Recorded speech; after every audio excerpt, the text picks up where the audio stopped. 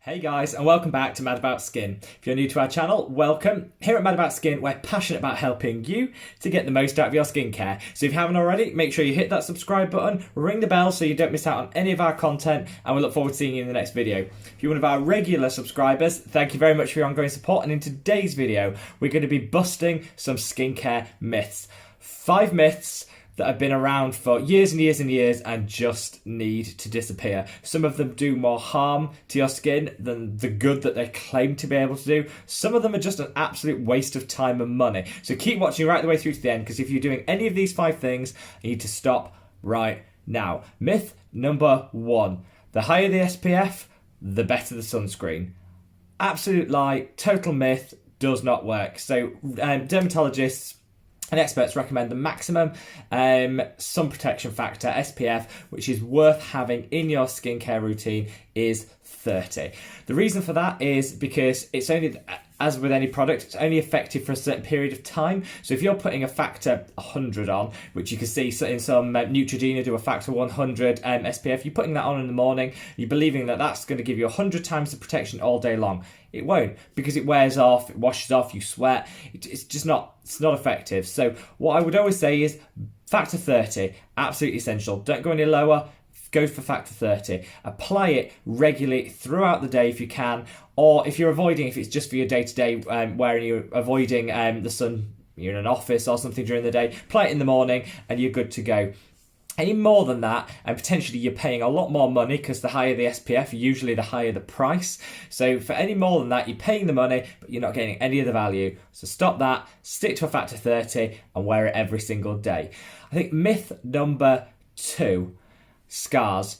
That you can use oil to heal and to improve the appearance of scars. This just myth doesn't work, no scientific proof. So while the scar is in the healing stage, absolutely, lots can be done to lessen the impact that if it's raised, if it's red, absolutely you need to deal with all of that while it's healing. Once the scar is set, once it's healed, the wound is healed and the scar is set, no amount of vitamin E, bio oil is really popular here in the UK, and I believe you can get it in the US as well. No amount of oils or nutrients are going to make much of a difference to that scar. Fortunately, once it's set, what you need to do is tackle it with something else and invest your money in something else, such as laser therapy is fantastic at tackling scars and stretch marks. Absolutely go down that route, speak to your professional, your dermatologist, and go down that route.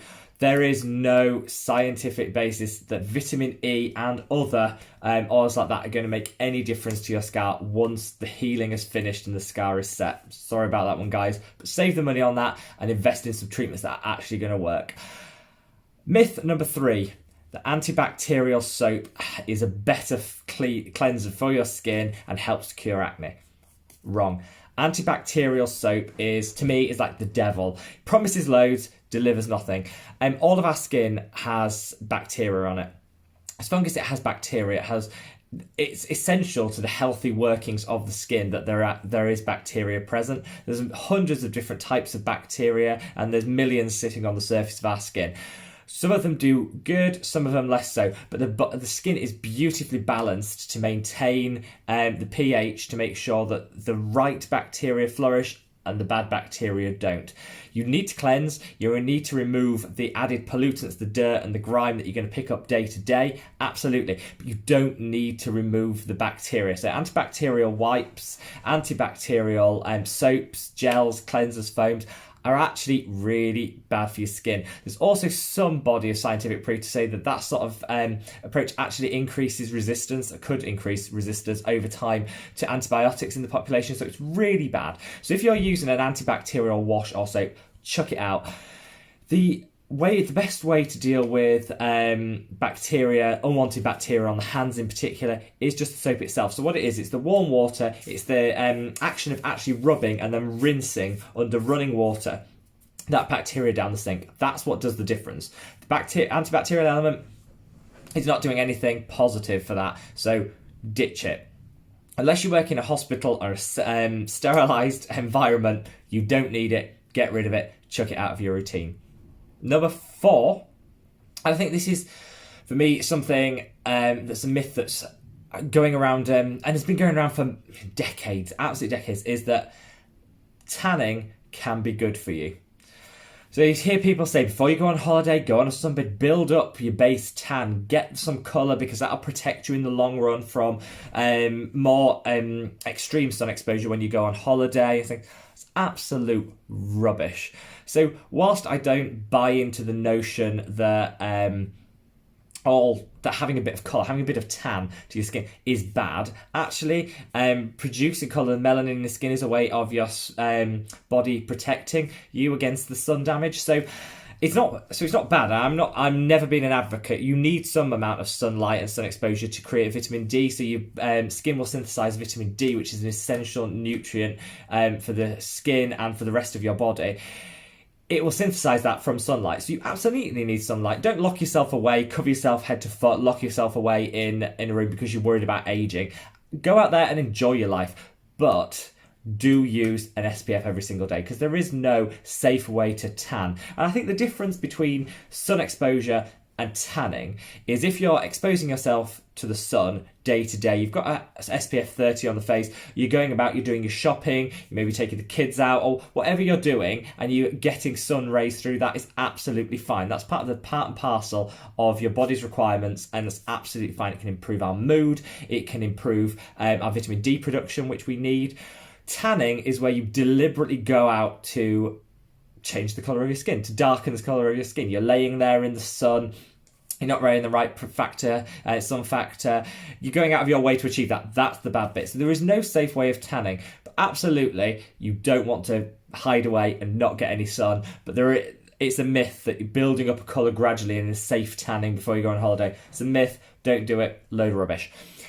Number 5, and this is something that's really personal to me because I've suffered with acne all the way through my teens, and it absolutely destroyed my self-confidence. I'm fine with it now. I love my skin, and this is part of why I chose what I did and why I do this channel, is to teach us all to love our skin a little bit more.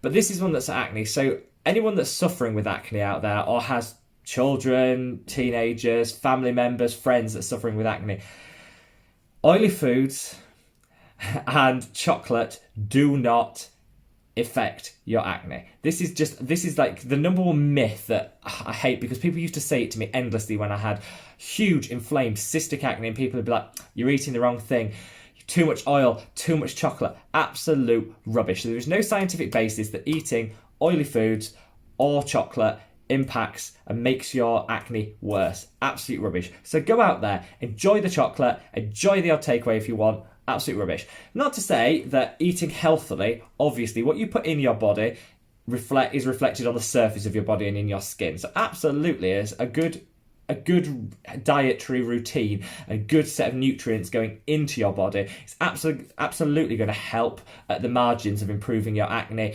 and lessening the breakouts that you get. But there's no specific foods like oils or chocolate that, if taken internally, impacts the prevalence of acne. So get that out. If you're miserable and your skin is making you miserable and your acne is flared up, have a chocolate bar if you want a chocolate bar. Enjoy yourself. I didn't eat ice cream, I didn't eat chocolate, I didn't eat takeaways, but did all of that to get rid of my acne. None of it worked. Made myself even more miserable, because they're all the things I love. Myth, get rid of it. Done. So that's it, guys. 5 myths which I think we've all at some point heard of and been guilty of trying or thinking works. So hopefully that debunks that. And I also, what I try to do is, if you debunk a myth like this, bust the myth, I think you should give people an alternative. So in the case of the scarring not being vitamin E not working on scarring, it doesn't. However, if that's something that you're concerned about, you can tackle that through your dermatologist with adequate laser therapy. There's some really good compression therapy you can do as well, particularly if the scars have been there for quite some time. There's a lot of scientific research that silicone patches and stuff and pressure on the area can help to lessen the effects of that. So absolutely explore those with your dermatologist. Like I say, there's lots of things. Just because one hack, one myth doesn't work, doesn't mean there's not something to help you with that thing. So do not despair, guys. I hope you enjoyed this video and found it informative. I really look forward to seeing you on the next one, guys. If you could give this a big thumbs up, that helps our channel immensely.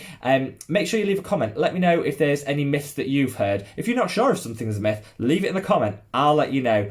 Truth or fiction? Leave it down there and I'll let you know. Right, guys, until the next video, take care. Bye.